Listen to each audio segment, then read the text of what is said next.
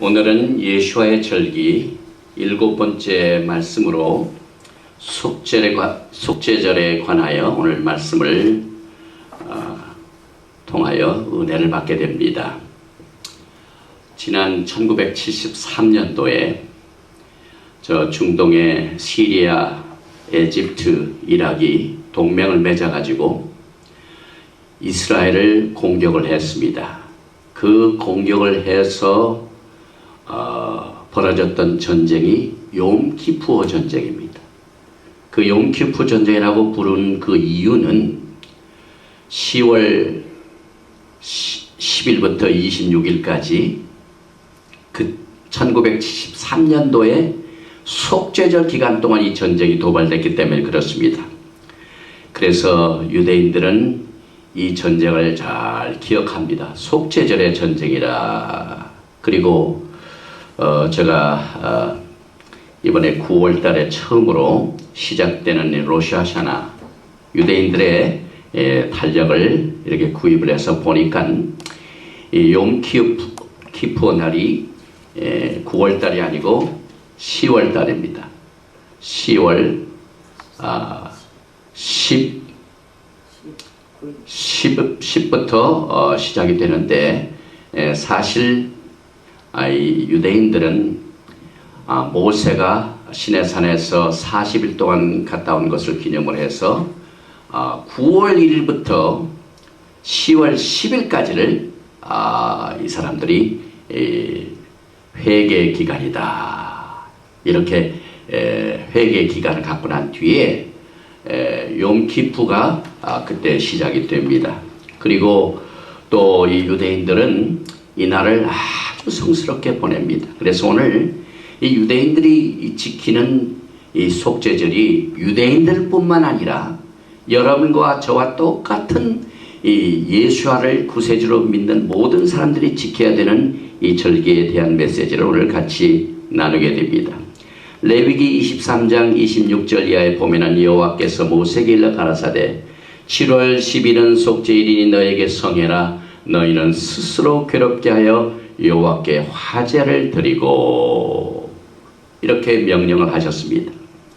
그래서 이 예수와의 가을 절기 중에서 우리는 지난번 나팔절에 이어서 오늘 이 속죄절을 공부하는데 속죄절에 복수가 붙습니다. 아톤먼스. 왜 복수를 썼을까요? 그 이유는 레위기 16장 33절에 보면은 속죄할 내용이 하나가 아니라 복수로 나옵니다. 지성소를 위하여 속죄하며 회막과 단을 위하여 속죄하고 또 제사장들과 백성의 회중을 위하여 속죄할지니 속죄할 내용이 개인뿐만 아니라 국가적으로 교회적으로 또 성전에 있는 모든 사람들 국가의 회중의 모든 사람들이 포함이 됩니다. 그러면 우리가 이 속죄절에 무엇을 속죄해야 될까요? 지성소를 위하여 회막과 단을 위하여 제사장들과 백성의 회중을 위하여 속죄해야 되는가? 그 내용들을 우리는 굉장히 궁금하게 생각을 합니다. 이것을 우리가 이야기의 제일 첫째로 속죄절의 주제를 살펴봅니다. 속죄절은 영적으로 아주 중요한 뜻과 의미를 가지고 있기 때문에 그 주제를 대충 보면은 이 속죄절의 내용을 알 수가 있습니다. 속죄절은 말 그대로 속죄하는 날입니다. 또 속죄절은 얼굴과 얼굴을 마주보는 날입니다. 그래서 face to face. 모세가 시내산에 올라가 하나님을 얼굴과 얼굴을 마주볼 때 주님을 배웠는데 이것이 속죄절의 특징입니다. 왜냐하면 제사장이 1년에 한 번씩 지성소에 들어가서 나라를 위하여 속죄할 적에 시카이나 그로리 하나님의 영광이 임하면서 대제사장과 하나님이 대면을 하십니다. 그래서 1년에 한 번 얼굴과 얼굴을 마주 본다고 해서 속죄절은 페이스 투 페이스 얼굴을 마주 보는 날이라. 그래서 큰 날이라고 합니다. 또 이 속죄절의 특징은 금식하는 날입니다. 우리가 터키 먹으러 가자. 이 터키 먹는 시즌을 뭘로 의미합니까?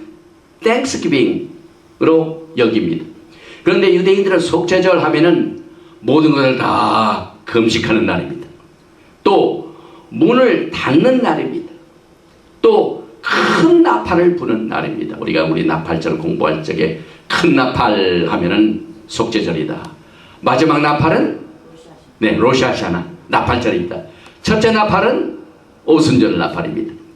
또 두 번째는 이 속죄절의 뜻을 보면은 히브리어로 기푸어 카파라고 합니다. 이것은 덮는다, 제하여 버린다, 화해하다, 용서하다는 뜻을 가지고 있기 때문에 성경에서 속죄절은 특별히 이스라엘 백성들의 죄를 용서해주는 지정된 날로 이해를 합니다. 속죄절과 유월절의 다른 점은 뭡니까? 유월절은 개인이 속죄를 합니다. 각각 한 사람 그 식구대로 양의 피를 문설주 문인방에 발라가지고 거기에서 출애굽을 합니다. 그렇다고 우리가 이 속죄 내용을 보면은 죄뿐만 아니라 더 어려운 것들이 많죠. 단 속죄할 때, 이 단을 속죄할 적에 과거 이스라엘 백성들이 그 대제사장이 속죄할 내용할 때 그 비누로 아무리 씻어도 수세미로 아무리 씻어도 닦을 수가 없었습니다.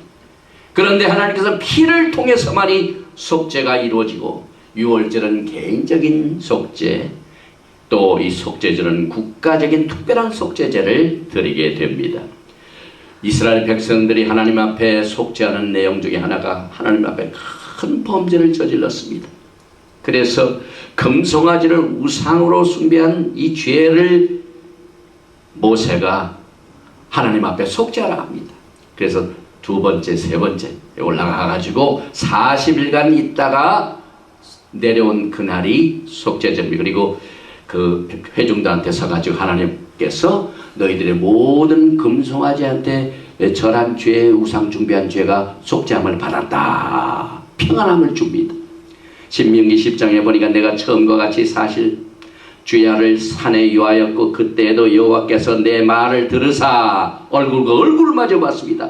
너를 차마 멸하지 아니하시고 백성들이 이 말을 듣고 얼마나 큰 평안을 얻었는지 모릅니다. 아론은 속죄절 날 특별히 자기 자신, 그러니까 이 큰 대제사장이 속죄할 적에요, 흠이 있으면 안 됩니다. 그래서 자기를 위하여 반드시 속죄하라고 그랬습니다. 레위기 16장 주에 보면 아론은 자기를 위한 속죄제에 수송아지를 들이되 자기와 권속을 위하여 속죄하고, 아론뿐만 아니라 아론, 미세스 아론과 또 아들, 딸들, 권속들을 위하여 속죄하라고 그랬습니다. 그런데 이 속죄절의 특징 중에 하나가 두 염소를 취합니다. 레위기 16장 7절과 8절 말씀에 보니까 또 그 두 염소를 취하여 회막문 여호와 앞에 두고 두 염소를 위하여 제비 뽑되 한 제비는 여호와를 위하고 한 제비는 아사셀을 위하여 할지며. 하나님께서 이 속죄절에 아론에게 두 염소를 다 갖다 놓고 제비를 뽑습니다. 그런데 제비를 뽑을 적에 오른쪽에 있는 염소가 딱 여호와 앞에 이 바치는 염소로 뽑히면 그건 잘된 겁니다. 그리고 왼편에 제비를 뽑은 것이 딱 아사셀. 이 아사셀은 그 뿔에다가 주홍같이 붉은 뭡니까? 리봉을 딱 달아놓습니다. 그래가지고 한 10마일 정도 떠내려 버립니다. 멀리 죄를 떠내려 버리는 의미로 이 두 염소를 딱 잡아가지고 제비를 뽑아서 딱 오른쪽에 여호와를 위한 이 염소가 딱 맞춰지면 해주곤 잘 된 겁니다.